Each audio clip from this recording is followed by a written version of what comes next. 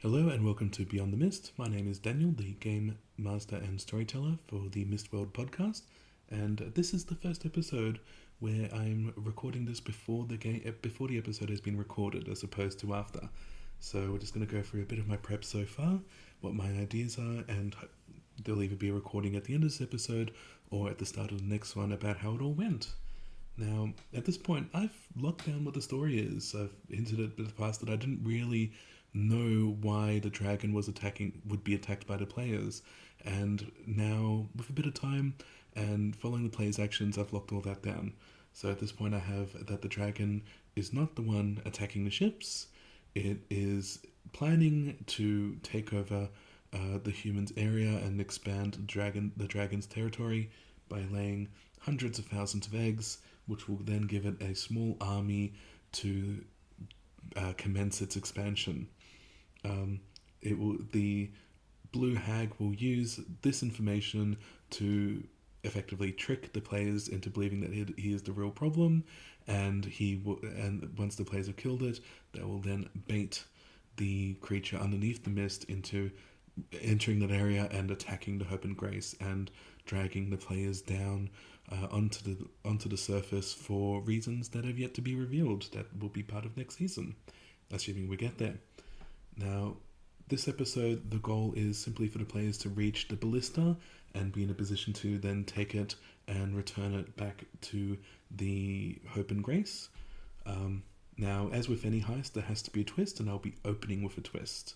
Now, what the plan is that because the players at this point have been put on a path to attack the dragon, I asked them about how they wanted to go about doing that. So if they just wanted to be controlling their own players during the fight and have player actions, or if we could use another setting to reconstruct basically the ships fighting the dragons and having ship actions instead. For those who are unfamiliar, so we're using the Tiny Dungeon system in our podcast, but the system that I'm referring to where it's airships versus dragon is one called Mecha versus Monsters, which is, as you can imagine, giant, enormous mechas and fighting against Godzilla-esque creatures. The players kind of went, well, we kind of want to do both. So I decided that what I'll do is I'm going to treat Tiny Beetle as a mecha. I've taken the Mecha vs. Monsters rule set and created what I thought was the closest approximation to what Tiny Beetle is like, and given it the traits according to that rule book, and I've given that to the players. And now I want to test them. So I've told them that this is in preparation for the final fight, for the final episode, but now I'm going to introduce a rock, and I'm going to have them fight that as a way of seeing if these rules work in a big fight, and how well the players can adapt to using their own abilities as well as using the ship's abilities. Now, I've already done Shiny Beetle, so because I didn't want to double up too much, but what I've done is I've got the Keiju creation rules. That is how I'm going to create the rock, and I'm going to go through what I do as a part of that.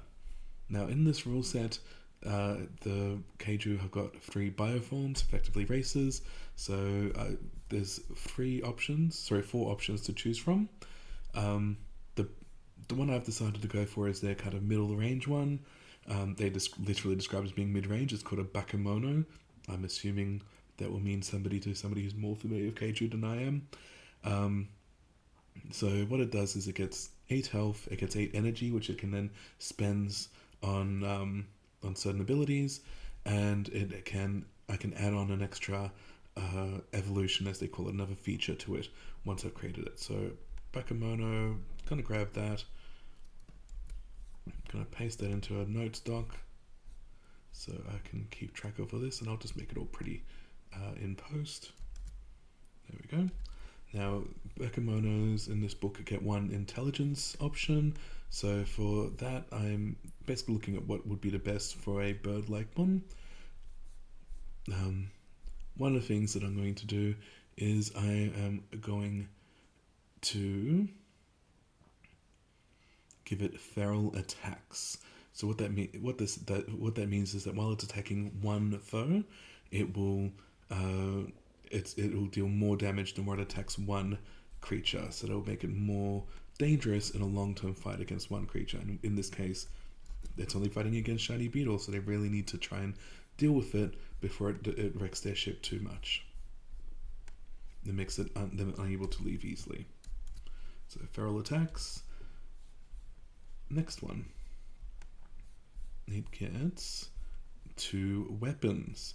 So these can include things like Godzilla's classic wet breath weapon, claws, tails, talons, etc. So I'm going to give it a vicious chomp, basically a beak attack as one of its main weapons. Basically, if it connects, it automatically can deal double damage. If you can spend your 1 action to deal double damage straight afterwards, so again, it makes it a potentially very dangerous foe against the ever small tiny beetle, but I'm guessing that my players will find a way to handle it. The other one I'm going to give it is Grasping Tentacles. Even though it won't have tentacles, I'm going to flavor its claws as being capable of grappling with a target. So this way, if all 3 of its claws hit, it'll have disadvantage. They'll have disadvantage on their attacks to try and get it away. What I'm trying to do is I'm going to try and entreat them to try and get out of Shiny Beetle, walk along the edge, and find a way to get this bird off them before it manages to tear them up. Next, it has 2 defense systems. Alright, so again, looking at these, there's ones that let it reduce damage, that lets it blend into its environment, that lets it it reduces all damage, and it lets them spend their energy as though it was HP. The one I'm going to do is I'm going to give it camouflage. So the idea being that it's going to be in a storm, it's going to be basically effectively camouflaged against the storm. So if they do manage to get it off the ship, that's going to have a chance to just vanish into the storm. And the other one was I am going to give it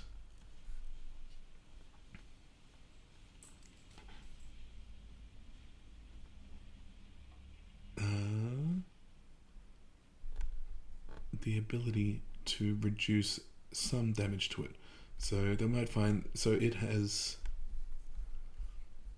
the players are finding that their normal attacks aren't hitting as much as they would like, I've already given their ship the chance to do like a supercharged attack. So this might encourage them to take that on board rather than simply trying to deal little attacks to it. Alright, and then the next one is it's got 1 movement ability. So looking for those as well, what I will do is I've already given both ships flight, so I don't need to give them that. I will instead give them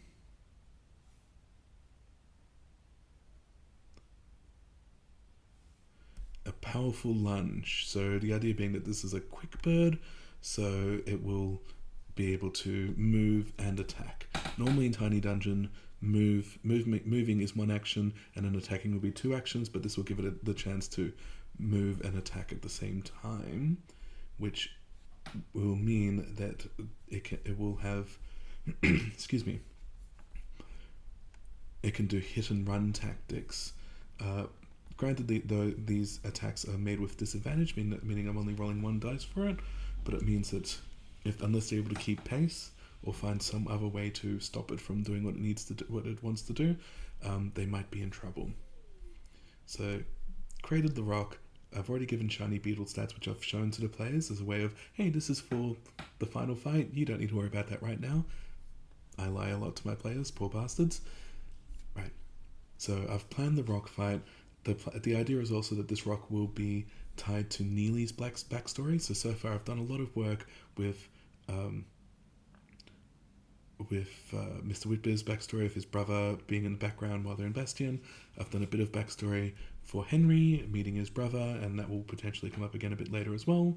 And now I'm going to do a little bit of Neely's backstory. So her family had an airship, he was a hunter, and they tried to take out a rock and failed.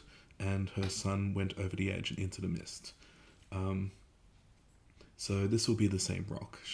Again, in the description, I like asking my players questions, so I've gone up to Neely and said, "Hey Neely, did that rock that attacked your family survive?" And she's given me this gift of, "Dunno. No, we're more concerned about survival at the end. Don't know if it lived, but it's going to have a scar across its left eye where my son, who's missing, hit it.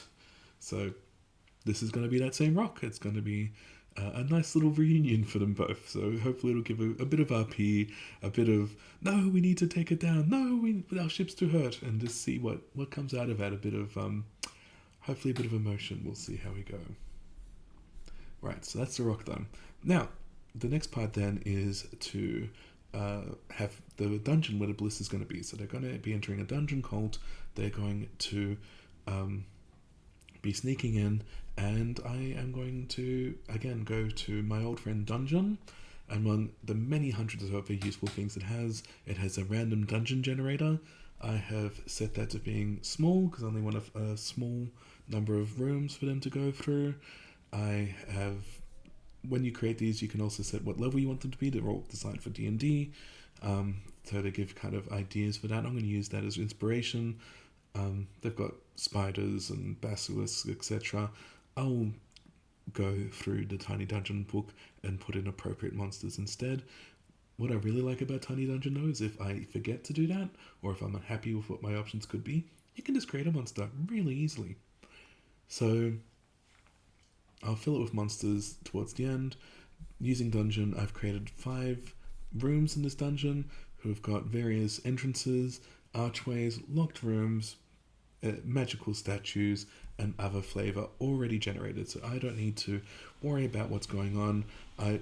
This is all there created for me. There's a few traps, so what I'll do is I'm going to go to my Grimtooth's book and I'll go, well, this has got a trapped and locked stone door. What's an interesting trap to put there? So in this case, I will go to Grimtooth and I'll look up possible pit traps, etc. from there. There is some treasures suggested as well. I've got an idea for treasure of what can be included. So at this point there will be a magical item that will not just be the ballista, but also include effectively magnetic boots that would let a small creature be able to walk along the shining beetle without worrying about falling off. My hopes is that they will then hand this to Henry, who can then use this to defend the ship during bigger battles, but we'll see how we go. The other part I'm going to include is that I will find the ballista. It's in a hidden room, and it's going to have a small innocuous looking sack tied to it. The idea being that sack will be effectively a bag of holding that they can stuff the ballista into and use it to easily carry it out. It's how they managed to steal the item in the first place. This big, enormous, size of a Volkswagen thing. How did they get it out? They put it in the bag of holding and just walked right on out. And I'm hoping the players will recognize, hey, this sack's a bit out of place. Let's test that and see what that does. And I'll tell them, bag of holding stuff. Put the blister in there, and you'll find it much easier to do. What I found was when I've done that in the past, I have my players have been less than clever about finding those things. It's only afterwards they get to say, hey, that sack's a bit out of place. Did you see what that was? After they've dragged it through 5 doors. I'm kind of hoping the latter happens. And that's about it. So the idea is that they will find the blister, they will then need to find a way to get out, which will be the next episode, and in the meantime they'll have rooms full of cultists to worry about. The idea being that this is just one possible entrance into the compound, so the main one, but there'll be lots of living spaces all around where they'll have a bunch of cultists who they'll need to either fight their way through or find some other way of dealing with. That would be in the next episode, however. Alright, thank you so much for your time. I hope you guys have, again, picked up something from this. I will talk to you next time. Have a good night.